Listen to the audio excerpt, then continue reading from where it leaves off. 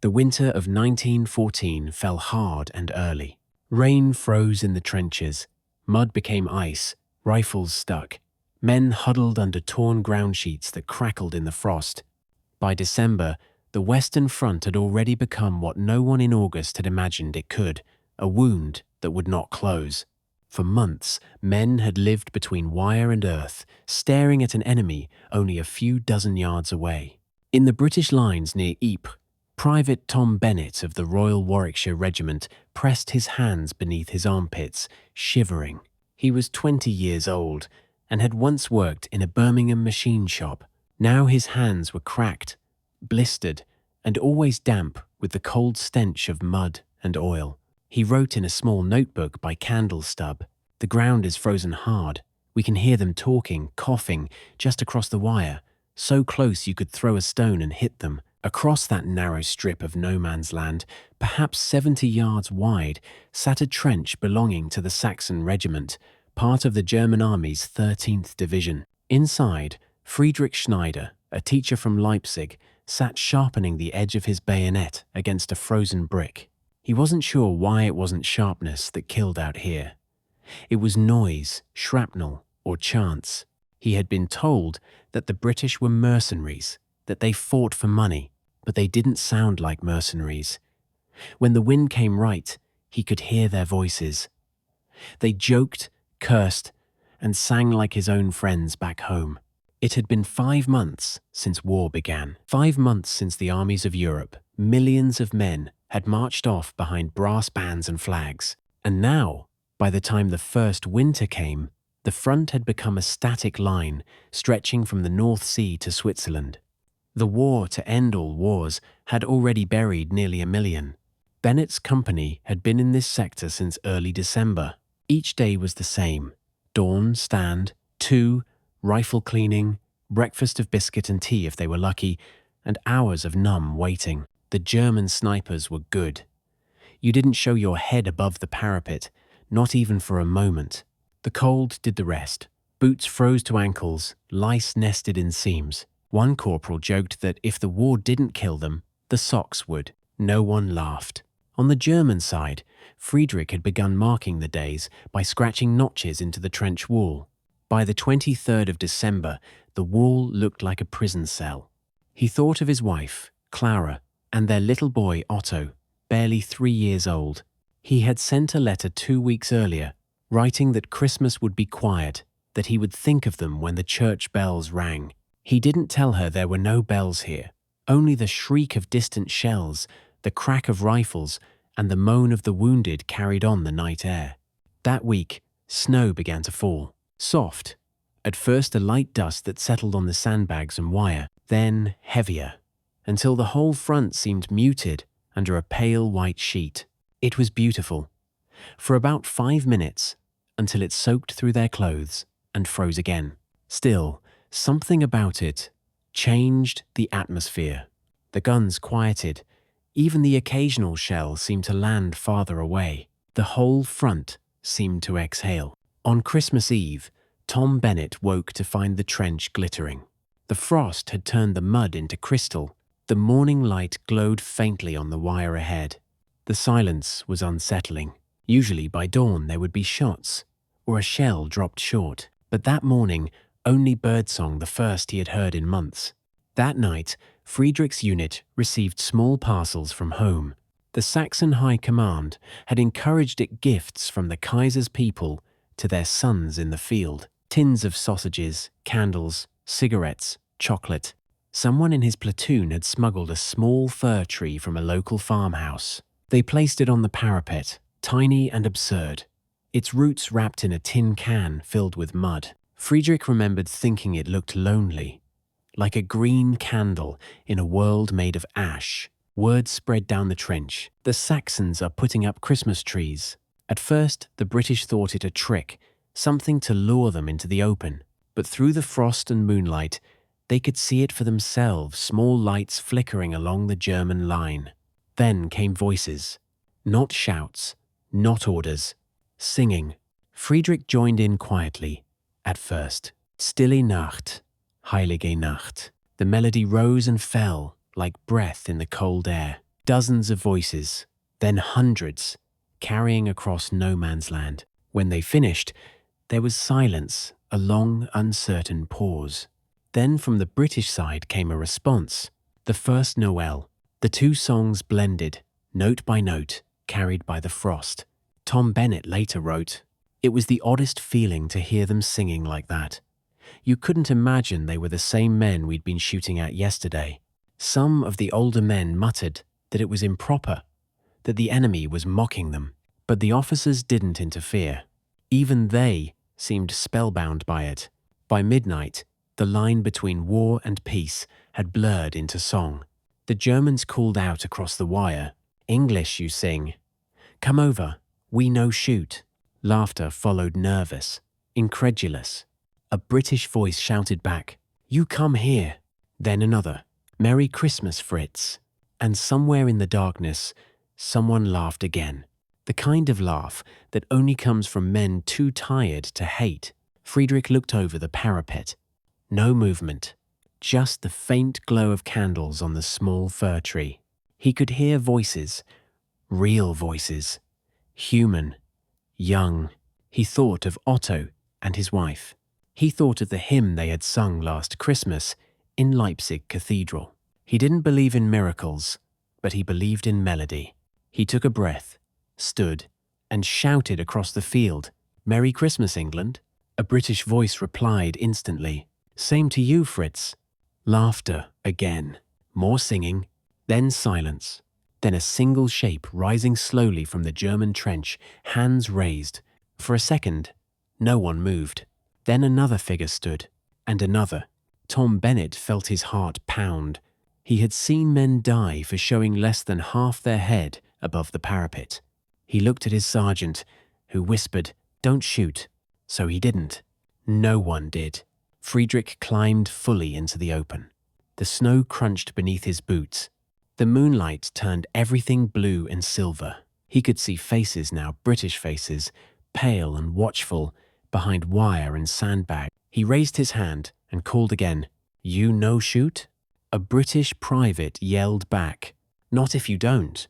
And then, in the stillness of Christmas Eve, 1914, men began to climb out of the trenches, not hundreds at once, but in twos and threes, cautiously, as if waking from a bad dream. Germans and British, emerging like ghosts into the frozen air. No one quite knew what they were doing, but it felt like the most natural thing in the world. Tom Bennett stepped up behind his corporal. 'Should we?' he whispered. The corporal nodded. 'Go on, lad. Might as well see what all the fuss is about.' Tom slung his rifle, climbed the ladder, and found himself staring at no man's land, the same strip that had been a killing field for months. Now it glittered like glass. He saw them clearly for the first time, the Germans. They were young, bundled in grey coats, some wearing wool caps with fur flaps. One carried a lantern. Another had a small bottle in his hand. They smiled nervously, as if unsure what came next. Tom felt his own face stretch into a smile in reply. A German voice called out, 'Whiskey? Cigarette?' Tom raised his tin of bully beef. 'Trade you.' And there, in the snow-covered silence of Belgium, the enemies of 5 months walked out to meet each other, unarmed, unafraid, drawn by something older than orders, older than war itself. No man's land, that haunted strip of cratered mud, looked different in the moonlight. What yesterday had been a graveyard was now a clearing. The wire glistened like glass threads. The air was clean, cold, and full of breath. Private Tom Bennett stepped forward, boots sinking slightly into the crust of snow. He could feel his heart hammering against his ribs. A few feet ahead, a man in grey came toward him, hands raised, smiling nervously. Tom stopped. The Germans stopped. For a second, they simply stared, two men who might have met anywhere else in life. Then the German laughed softly, extended a hand, and said, "Ich bin Friedrich." Tom hesitated, then grinned. "Tom." He shook the man's hand. It was warm, even through the cold. And just like that, the war for this one patch of frozen earth stopped. More men climbed out, hundreds of them now, all along the sector. Germans in field grey, British in khaki, moving cautiously but without fear. A few French soldiers even appeared on the flanks, watching with wary amazement. One man produced a football, an old leather one, half flat, probably found in a dugout. A cheer went up. Within minutes, boots and laughter filled the space that had been filled with bullets only hours before. Tom saw Friedrich again, standing near the ball, his rifle slung behind him like a forgotten tool. "You play?" Friedrich called. Tom laughed. "Not in this snow. We play anyway," came the reply. Someone kicked the ball. It bounced awkwardly, swerving across the frost. Men from both sides chased it, slipping, shouting, cheering. There were no goals, no teams, only motion and noise, a spontaneous celebration of being alive. In the midst of it all, Tom tripped over a half-buried wire and fell laughing into the snow. Friedrich helped him up, grinning like a schoolboy. It was absurd, beautiful, and fleeting, and everyone knew it. All along the Western Front that day, similar scenes unfolded. Near Ypres, near Armentières, near the Lys River, different regiments, different languages, the same miracle. German troops lit candles and sang Stille Nacht. British soldiers answered with Silent Night. Gifts were exchanged: tobacco, buttons, tins of sardines, photographs of wives and children. A soldier from London swapped his brass buttons for a Saxon's shoulder strap. Another cut the star from a German's Christmas tree and pinned it to his cap. The snow fell gently through it all, softening every sound. Friedrich later wrote in his diary, "I met an Englishman who gave me chocolate, and I gave him cigars. We talked of our families. I could hardly believe it was true. He said his wife had the same name as mine." Tom, writing in his notebook that evening, recorded the same wonder. "They are ordinary chaps, same as us. Not devils, not brutes, just men who want to go home." At some points along the line, they buried the dead. The bodies that had lain between the trenches for weeks were finally carried away, each side helping the other, exchanging prayers in halting phrases. It was grim work, but peaceful. A German chaplain and an English padre stood side by side over the graves, reciting psalms in different languages, but the same rhythm. When they finished, a German voice murmured, "Ruhe in Frieden," and an English private echoed quietly, "Rest in peace." At midday, the officers met. A British captain, tall, mustached, with mud frozen on his tunic, shook hands with a German lieutenant whose gloves were missing a finger. They exchanged small gifts, a tin of tobacco for a bottle of wine. Both men knew this couldn't last, but neither seemed eager to end it. The afternoon passed like no other of the war. Men stood in the open, smoking, laughing, comparing rations. Someone brought out a small gramophone. Another shared a candle stub to light pipes. It was as if the entire front had been transported back to peacetime, as if the universe had blinked and forgotten for a few hours that these men were enemies. In the German trench, Friedrich wrote later that night, "It was as though the whole earth stood still. We felt the old life again, not this one of filth and fear." Tom Bennett wrote, "It was the only time I forgot where I was." As darkness fell on Christmas night, both sides drifted slowly back to their lines. They promised to meet again the next day, but something in the air had changed. The spell was delicate, like frost on glass, beautiful, but it couldn't hold. By morning, the guns began to sound again, faint and distant at first, then closer. On the 26th of December, orders arrived from headquarters. There was to be no fraternization. Commanders were furious. Letters from the front described a dangerous lapse in discipline. Machine guns were cleaned and oiled again. The war, having paused for a single night, resumed its work. That morning, Tom watched through a periscope as the German line came alive once more. He saw movement, uniforms, rifles. He didn't fire, neither did they, but the space between them had grown colder again, wider. He thought of Friedrich, somewhere over there, and wondered if he was looking back. In the Saxon trench, Friedrich's captain shouted the new orders. Anyone seen outside the wire will be shot. The men obeyed, but slowly. He could see them moving with reluctance, as though returning to an old sickness after a brief recovery.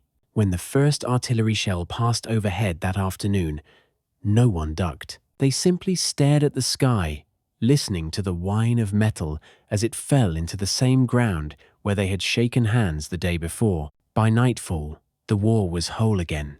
The singing was over. The stars came out, cold and sharp above the drifting smoke. And in both trenches, letters were written, letters home, describing something that had happened once and would never happen again. Weeks later, when the stories reached England and Germany, reactions were mixed. Some editors refused to print them, fearing they would weaken resolve. Others ran them proudly, calling it a triumph of civilization. But in both nations, officials moved quickly to prevent a repeat. Commanders rotated units that had fraternized, and new orders forbade soldiers from even speaking to the enemy. Barbed wire was reinforced, artillery increased, and by the next Christmas, 1915, any man who tried to wave or sing risked a bullet. Yet the memory lingered. For the rest of the war, through the gas clouds of Ypres, the mud of Passchendaele, the slaughter of the Somme, men whispered of that night, when the guns fell silent, when they remembered they were human. Friedrich survived until 1917. He died near Arras, caught in shell fire that no angel could deflect. Tom Bennett lived through the war, though he never spoke of it. When his grandson later found his trench diary, the entry for December 24th read simply, "It was Christmas, and for a few hours we were not soldiers." There are no monuments to the Christmas Truce, only scattered memorials, small and quiet, and the memory of a game played in the snow between enemies who had forgotten to hate. Each year, when December returns, the story is told again, in schools, in churches, in songs. People call it a miracle, but it was something else entirely. It was recognition that beneath the uniforms and orders and languages, men share the same heartbeat, the same longing for warmth, the same wish to go home. And perhaps that is why the story endures. Because for one night in 1914, amid mud and blood and the collapse of reason, the world remembered what peace sounded like.